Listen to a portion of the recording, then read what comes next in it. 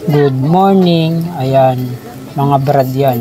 Puro opisyalis kasi merong biglaang meeting dahil may kasiyahan. Dahil lahat ng mga brad ay puro tigasin pag Sunday. Tigasin, maglaba, maghugas ng plato, magbrush ng sapatos.